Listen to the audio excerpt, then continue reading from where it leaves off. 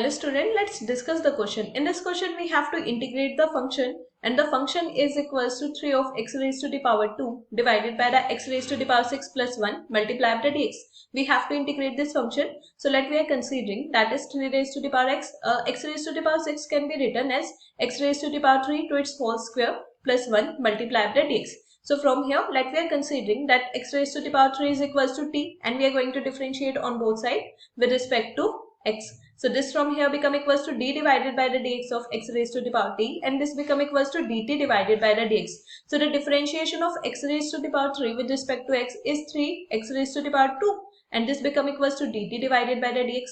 So the value of dx from here become equals to dt divided by the 3 of x raised to the power 2. So this is the value of the dx. Now our integral I become equals to 3 of x raised to the power 2, 3 of x raised to the power 2 which is divided by the x raised to the power 3 to its square, as we let that x raised to the power 3 is equals to t, so it become equals to t square plus 1 multiplied by the dx and dx is equals to dt divided by the 3 of x raised to the power 2 and 3 of x raised to the power 2 is there in both numerator and as well as in denominator, so it cancels with each other. So we are only left with integral of dt divided by the t raised to the power 2 plus 1. Now from here we can write this as I become equals to integral of 1 divided by the t raised to the power 2 plus 1 is here. We can also write this as 1 square because the square of 1 is always equals to 1.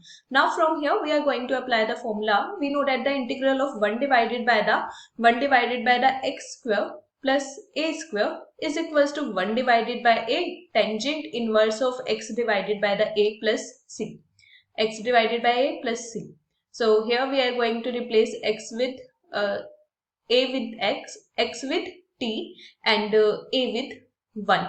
So we can say that the integral of 1 divided by the t square plus 1 square multiplied by the dt become equals to 1 divided by a. A is 1.